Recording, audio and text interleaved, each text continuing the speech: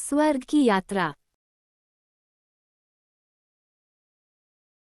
बादशाह अकबर के दरबार के अधिकांश मंत्री बीरबल से जलते थे। उन्हें बीरबल की अकबर से निकटता फूटी आंख नहीं सुहाती थी। अकबर का बीरबल पर अति विश्वास तथा हर बात पर बीरबल की राय को सर्वोपरि रखना भी वे कारण थे जिसके कारण बीरबल दरबारियों की ईर्ष्या का पात्र था। दरबारी जानते थे कि बीरबल के रहते वे कभी बादशाह अकबर के प्रिय नहीं बन सकते।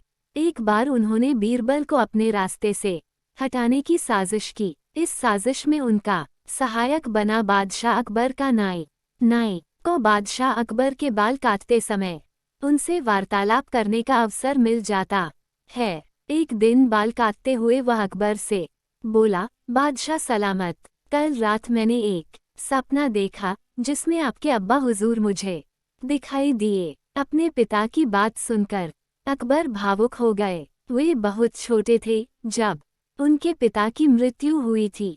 भावुक होकर उन्होंने नाई से पूछा, अच्छा कैसे लग रहे थे अब्बा हुजूर? अपनी बात में अकबर को रुचि लेते देख नाई ने अपनी चाल चल दी। वो ठीक लग रहे थे हुजूर। उन्होंने मुझसे कहा कि वे स्वर्ग में हैं और बहुत आराम से हैं। बस एक चीज की कमी उन्हें खलती है। वह क्या? अकबर की उत्सुकता बढ़ने लगी। हुजूर, वहाँ उनका मनोरंजन करने वाला कोई नहीं है, इसलिए वे खुश नहीं रहते। स्वर्ग से जब भी वे बीरबल को आपको लतीफ़े सुनाते हुए देखते हैं तो सोचते हैं कि काश बीरबल उनके पास होता। उन्होंने आपके लिए पैगाम भिजवाया है कि बीरबल को उनके पास स्वर्ग भिजवा दिया जाए। बीरबल अकबर को अति प्रिय थे, लेकिन अपने पिता की इच्छा पूरी करने के लिए उन्होंने निर्णय लिया कि वे बीरबल को अपने पिता के पास स्वर्ग भेज देंगे। अगले दिन उन्होंने बीरबल को अपना फरमान सुना दिया। बीरबल अकबर का फरमान सुनकर हैरान रह गया।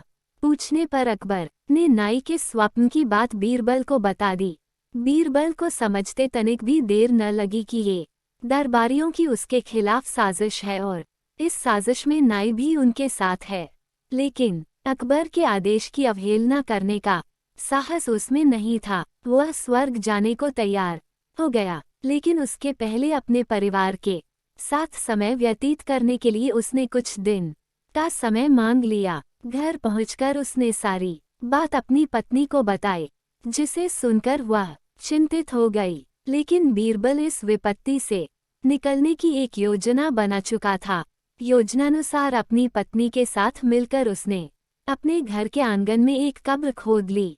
साथ ही उस कब्र के भीतर से अपने शयन कक्ष को जाती एक सुरंग भी निकाल ली।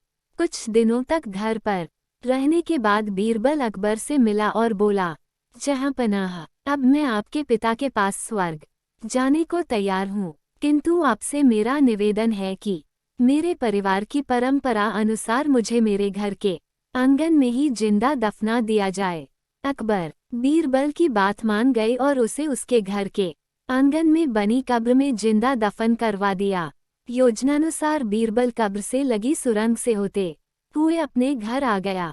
उसके बाद 2 महीने तक वह घर पर ही छुपकर रहा।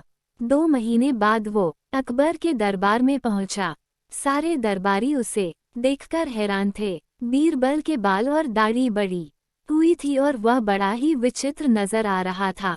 उसे इस अवस्था में अपने सामने देख अकबर ने पूछा, बीरबल, तुम वापस आ गए, हमें बताओ हमारे अब्बा हुजूर कैसे हैं और तुमने अपनी ये कैसी हालत बना ली है? सब ठीक तो है? जी जहांपनाह, स्वर्ग में सब ठीक है। मैं आपके पिताजी से मिला और उन्हें खूब सारे लतीफ़े सुनाकर उनका मनोरंजन भी किया। आपके पिता खुश भी बहुत हुए। लेकिन बीरबल के कहना जारी रखा, स्वर्ग में नाई का न होना एक बड़ी समस्या है, इसलिए तो मेरे बाल बढ़ गए हैं और दाढ़ी भी। आपके पिताजी के बालों और दाढ़ी की हालत तो मुझसे भी बुरी है, इसलिए उन्होंने स्वर्ग में आपके नाई को भिजवा देने का पैगाम भेजा है। इत्तेफाक से नाई भी उस दिन वहीं था। बीरबल की बात सुनकर उसकी सिट्टी पिट्टी गुम हो गई। इधर अपने अब्बा हुजूर की ये इच्छा भी पूरी करने ले लिए अकबर ने नाई को जिंदा दफनाने का आदेश दे दिया। ये आदेश सुनकर डर के मारे नाई अकबर के पैरों पर गिर पड़ा और बीरबल को फंसाने की योजना और उसमें शामिल मंत्रियों के बारे में अकबर को सब कुछ बता दिया। फिर क्या, साजिशकर्ताओं को उनकी साजिश की सजा मिलनी ही थी। अकबर ने सबको 50-50 कोड़े लगवाए।